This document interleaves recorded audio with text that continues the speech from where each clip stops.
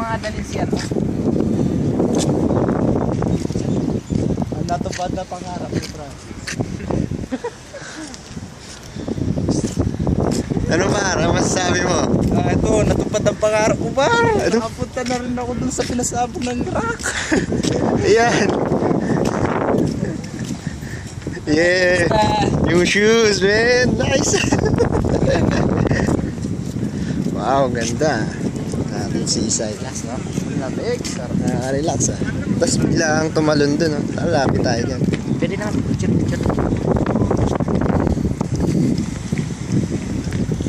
Mga bata, nagtatakbo. Ang bilis.